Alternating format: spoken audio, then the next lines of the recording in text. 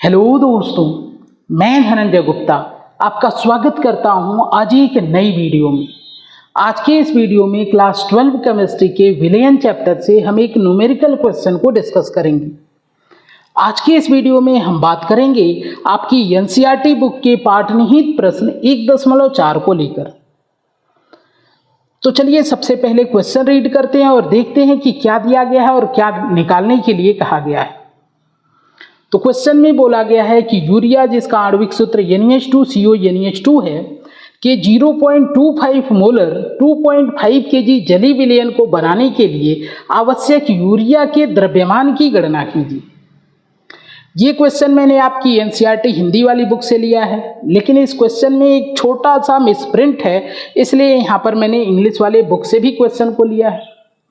तो यदि देखें हम इंग्लिश वाले बुक में इन टेक्स्ट क्वेश्चन 1.4 को, तो यहाँ पर लिखा गया है calculate the mass of urea required in making 2.5 kg of 0.25 molar aqueous solution. अब यदि दोनों क्वेश्चन को हम कंपेयर करें तो यहाँ पर आप देख सकते हैं 0.25 मोलर कहा गया है, यानी हिंदी वाले क्वेश्चन में विलयन के मोलरता का मान दिया गया है 0.25, जबकि इंग्लिश वाले क्वेश्चन में आप देखें तो बोला गया है 0.25 मोलर, यानी विलयन की मोलरता का मान दिया गया है 0.25 मोलर। अब यदि इस क्वेश्चन को हम हिंदी वाले बुक से सॉल्व करेंगे तो सही आंसर प्राप्त नहीं होगा, इसलिए यहाँ पर इंग्लिश वाले क्वेश्चन को लेकर हम सॉल्व करेंगे। तो चलिए अब क्वेश्चन को सॉल्व करना स्टार्ट करते हैं। सबसे पहले इस क्वेश्चन के कॉन्सेप्ट को समझेंगे और ये समझने की कोशिश करेंगे कि कौन सा फार्मूला यहाँ पे अप्लाई करेंगे। तो देखो, क्वेश्चन में बोला गया है कि आपके पास यूरिया का एक एक्वस सॉल्यूशन अर्थात जलीय विलयन है, अर्थात एक ऐसा विलयन है जिसको आपने बनाया है जल में यूरिया को घोलकर। तो जल आपके विलयन का विलायक हो जाएगा और यूरिया हो जाएगा विलेय। ये तो बात आपको बिल्कुल क्लियर है। अब आपको पूछा गया है कि इस विलयन को बनाने में हमने यूरिया के कितने ग्राम का यूज किया है। आप देखिए, मास ऑफ यूरिया पूछा गया है, जबकि विलयन की मोलरता का मान दिया गया है और विलयन का द्रव्यमान भी दिया गया है। तो सीधा सीधा सा आपको समझ में आ रहा होगा कि यहाँ पे हम मोलरता वाले फार्मूले का उपयोग कर सकते हैं। मोलरता को इंग्लिश में मोलैलिटी कहते हैं और फार्मूला होता है मोलरता बराबर विलेय के मोलों की संख्या अपान विलायक का द्रव्यमान किलोग्राम में। तो यहाँ पर सबसे पहले हम विलेय के मोलों की संख्या को निकालने की कोशिश करेंगे। तो विलेय के मोलों की संख्या निकालने के लिए सबसे पहले हम क्या करते हैं, मान लेते हैं कि हमारे विलयन में जो विलेय यानी यूरिया है, इसका द्रव्यमान x ग्राम है। यही हमको निकालना भी है, हमको पता नहीं है, इसलिए हमने x ग्राम मान लिया।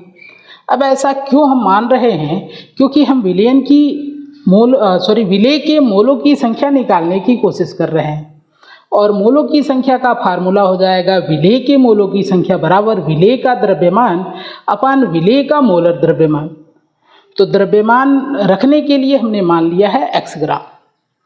तो यहाँ पर यदि हम विलेय अर्थात यूरिया के मोलों की संख्या लिखें तो हम विलेय के द्रव्यमान के स्थान पे x रख देंगे और मोलर द्रव्यमान के स्थान पे 60 रख लेंगे। अब ये 60 कहाँ से आया, ये मैं आपको थोड़ा सा समझाता हूँ। एक्चुअल में जो 60 है ये यूरिया का मोलर द्रव्यमान है और जिसको निकालने के लिए हमने यूरिया के फार्मूले में उपस्थित सभी परमाणुओं के मोलर द्रव्यमानों को जोड़ा है।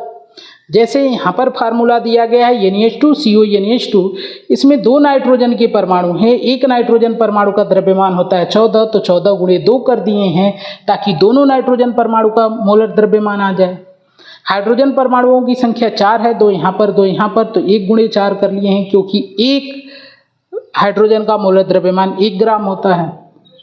यहाँ पे कार्बन 1 है जिसका मोलर द्रव्यमान 12 और ऑक्सीजन का मोलर द्रव्यमान 16, और जब इन सभी मोलर द्रव्यमानों को हमने जोड़ा है तो 60 ग्राम पर मोल प्राप्त हुआ है, जो यूरिया का मोलर द्रव्यमान है जिसका यूज हमने यहाँ पर किया है। तो इस प्रकार विलेय के मोलों की संख्या हमने निकाल ली है। अब यहाँ पर क्वेश्चन में ज़रूरत है हमको विलायक का द्रव्यमान किलोग्राम में, तो इसको निकालने की कोशिश करेंगे। यहाँ पर फार्मूला हम यूज कर सकते हैं कि विलेय का द्रव्यमान धन विलायक का द्रव्यमान बराबर विलयन का द्रव्यमान। आपके इस क्वेश्चन के जो विलयन है, इस क्वेश्चन में जो विलयन है वहाँ पर विलेय के रूप में यूरिया है जिसके द्रव्यमान को आपने x ग्राम मान रखा है, और विलयन का द्रव्यमान यहाँ पर हम रख देते हैं 2500 ग्राम। अब ये 2500 ग्राम कैसे आया, इसको मैं थोड़ा सा आपको क्लियर करता हूँ। आपके क्वेश्चन में दिया गया है कि विलयन का द्रव्यमान 2.5 केजी यानी किलोग्राम है। तो इस किलोग्राम को हमने ग्राम में बदला है। अब क्वेश्चन है ग्राम में क्यों बदला है, तो यहाँ पर x ग्राम रखे हैं तो इसको भी ग्राम में रखेंगे तभी इसके साथ इसका कैलकुलेशन हम कर सकते हैं। तो आप जानते हैं किलोग्राम को ग्राम में बदलने के लिए 1000 का गुणा कर दिए हैं और जब यहाँ पे 2.5 में 1000 का गुणा हमने किया है तो 2500 ग्राम प्राप्त हुआ है, जिसका उपयोग हमने यहाँ पर किया है। अब विलायक का द्रव्यमान निकालने के लिए x ग्राम को हमने पक्षांतर करके इस साइड में भेज दिया है।